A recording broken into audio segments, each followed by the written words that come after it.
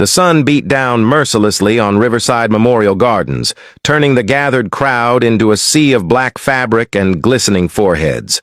200 people stood in rigid formation around the mahogany casket, their faces appropriately somber, their designer sunglasses hiding whatever emotions, or lack thereof, lay beneath. Victoria Ashworth's funeral was the social event of the season, though no one would admit it in those terms. The billionaire tech mogul, dead at 42 from a sudden heart attack, left behind an empire, 3 ex-husbands, and enough scandals to fuel society pages for years. Her son, Marcus Ashworth, stood at the head of the casket in a perfectly tailored suit, his expression carved from stone. At 30, he'd inherited everything: the company, the fortune, the burden of his mother's legacy. He cleared his throat to begin the eulogy. "Victoria Ashworth was a force of nature. She's not dead." The words shattered the funeral's reverent silence like a brick through stained glass. Every head turned toward the voice. A man in Navy work coveralls stood at the edge of the gathering, yellow cleaning gloves still on his hands. He was in his 50s, weathered and gray-haired, with the kind of invisible face people looked through rather than at. The funeral director moved quickly to intercept him. "Sir, you need to leave. This is a private ceremony." "She's not dead!" the janitor shouted louder, pushing past the funeral director with surprising strength. "You're about to bury a living woman!" Gasps rippled through the crowd. Marcus stepped forward, his face flushing with anger. "Security! Remove this man immediately! This is—" "I work at Ashworth Tower." The janitor's voice cracked with desperation. "I cleaned the executive floor. I was there the night she collapsed. She's not dead. She's been poisoned." The word hung in the air like smoke. Marcus's face went white. "That's absurd. My mother had a heart attack. The medical examiner confirmed what someone paid him to confirm." The janitor was at the casket now, and before anyone could stop him, he'd pushed back the lid. Several women screamed, men shouted. But the janitor pressed his fingers to Victoria's neck, ignoring the chaos, his face intense with concentration. "There," he breathed. "There. Feel it. Her pulse. It's slow, almost nothing, but it's there." Marcus shoved people aside to reach the casket. "You're insane. She's been dead for 3 days. She's been embalmed." "She hasn't," the janitor said, looking up at Marcus with fierce certainty. "Look at her. Really look. No discoloration, no signs of decay. Because she's not dead. She's in a coma so deep it mimics death. Tetrodotoxin, from pufferfish. In the right dose, it slows the heart and breathing to almost nothing. In Haiti, they call it zombie poison." "This is ridiculous," Marcus began, but Dr. Harrison Webb, Victoria's personal physician, had pushed through the crowd. His face was ashen. "Let me see," Webb said, his voice shaking. He bent over the casket, fingers finding Victoria's neck. Seconds stretched into eternity. "My God," Webb whispered. "There's a pulse. Faint. But call an ambulance now." The funeral erupted into chaos. Mercy General Hospital's ICU was locked down within the hour. Victoria Ashworth lay in room 407, hooked to machines that beeped and hummed, confirming what should have been impossible. She was alive. The janitor sat in the hallway, still in his coveralls. Yellow gloves folded neatly beside him. Police officers stood nearby, unsure if he was a hero or a suspect. Marcus paced the corridor like a caged animal, his phone pressed to his ear, barking orders at lawyers. Detective Sarah Chen approached the janitor, her notepad open. "Mr. Santos, I need you to explain how you knew." Miguel Santos looked up at her with tired eyes. "I didn't know. Not at first, but I suspected." "Start from the beginning." Miguel took a deep breath. 3 nights ago, I was cleaning the executive floor. It was late, past midnight. Everyone should have been gone. But I heard voices from Ms. Ashworth's office, arguing. "Who was arguing?" "Ms. Ashworth and her son, Marcus. I shouldn't have listened, but—" Miguel's hands trembled. She was telling him she'd found discrepancies in the company accounts, millions missing. She said she'd traced it back to him, to offshore accounts he'd been using to embezzle funds. Marcus stopped pacing. That's a lie. He's making this up to— Shut up, Mr. Ashworth, Detective Chen said calmly. Continue, Mr. Santos. Marcus was angry. Said she'd always controlled everything, never trusted him, never gave him real power. She said that's because he'd never earned it, that he was entitled and reckless, and she'd been covering for him for years. Miguel's voice dropped. Then she said she was going to the board, going to have him removed from the company entirely.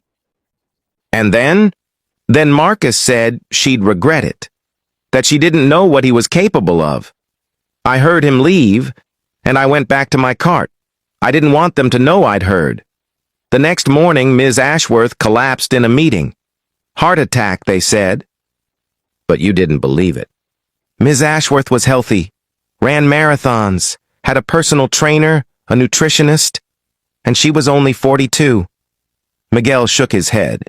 It didn't make sense, so I started reading, research, about poisons that could mimic death, and I found tetrodotoxin. That's quite a leap, Mr. Santos. My daughter is in medical school, Miguel said quietly. She tells me about her studies.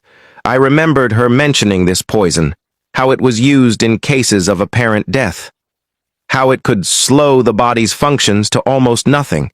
And I thought, what if? Detective Chen studied him. So you crashed a funeral based on a hunch? Based on the certainty that burying someone alive would be murder, Miguel corrected. Even if I was wrong, wasn't it worth checking? In room 407, Dr. Webb stood over Victoria's bed, reviewing test results with a toxicologist. Tetrodotoxin in her system, enough to induce a death-like state but not enough to actually kill. Whoever did this knew exactly what they were doing. How long until she wakes up? Detective Chen asked from the doorway. Impossible to say. Hours, maybe days. The effects can vary dramatically. Webb looked shaken. If she'd been buried, the oxygen deprivation alone would have caused permanent brain damage, or death. Someone wanted her declared dead but didn't want to actually kill her? Or wanted her to die slowly, buried alive, in a way that would never be discovered, the toxicologist said grimly. Once she was in the ground, any eventual autopsy would show she suffocated. A terrible accident. Perhaps the embalmer's mistake in declaring death. The tetrodotoxin would have metabolized by then. Perfect crime. Detective Chen turned to find Marcus standing behind her, his lawyer at his side. My client maintains his innocence, the lawyer began. This is circumstantial at best. We have a warrant for your phone records, Mr. Ashworth, Chen interrupted. And your financial records, and we're interviewing everyone at Ashworth Tower about the missing funds your mother supposedly discovered. Marcus's composure cracked. She was going to destroy everything I'd built, everything I'd worked for. That you'd stolen, you mean, Chen said. She never gave me a chance. Never trusted me. Everything was always about her vision, her company, her legacy. Marcus's voice rose. I made that company profitable. I doubled the stock price, but it was never enough for Victoria Ashworth. So you poisoned her. Marcus stopped, his lawyer grabbing his arm. But the damage was done. His face said everything. Marcus Ashworth, you're under arrest for attempted murder. 5 days later, Miguel Santos stood beside Victoria Ashworth's hospital bed. She'd woken up 2 days ago, confused and weak, but very much alive. The machines had been removed, replaced by flowers and cards from employees, friends, and strangers who'd heard the story. Mr. Santos, Victoria said, her voice still raspy, they tell me you saved my life. Miguel shook his head. I couldn't let it happen. Couldn't let him get away with it. You could have been wrong. You could have looked like a fool. Better a fool than complicit in murder. Victoria studied him with sharp eyes that were regaining their famous intensity. You're the janitor on the executive floor. I've seen you cleaning, late at night, always thorough, always invisible. That's the job, Miguel said simply. What's your salary?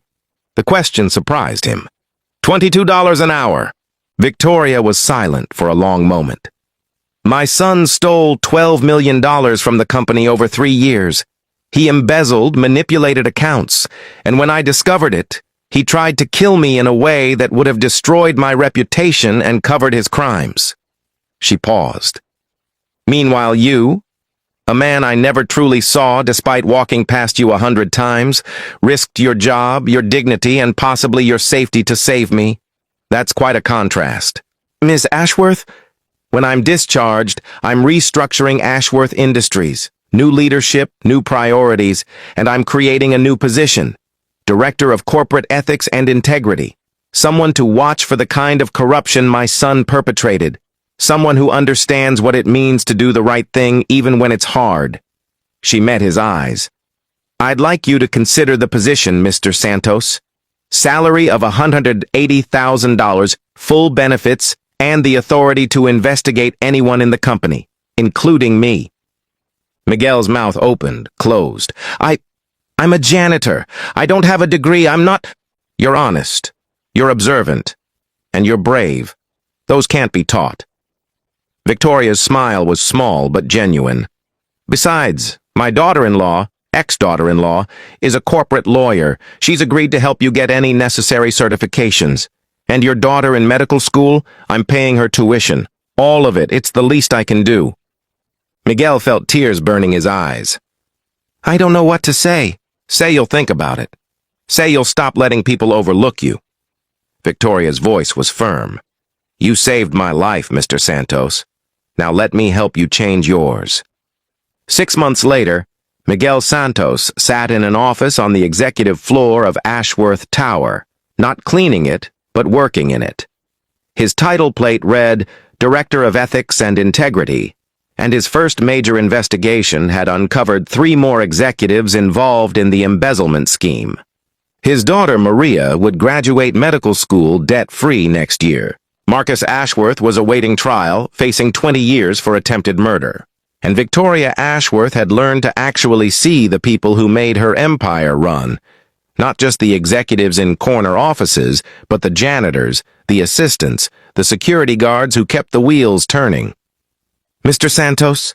Victoria appeared in his doorway. Board meeting in 10 minutes. I want you there. Me? Why? Because you're the only person in this company I trust to tell me the truth even when it's uncomfortable.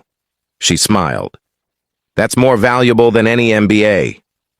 As Miguel gathered his notes, he thought about that day at the funeral, the moment he'd shouted those words that changed everything. People had called him crazy, dramatic, attention-seeking. But he'd been right. Sometimes the most invisible people see the clearest. Sometimes a janitor knows more than the CEO. And sometimes saving a life means risking everything on a truth no one else wants to believe. Miguel had done that.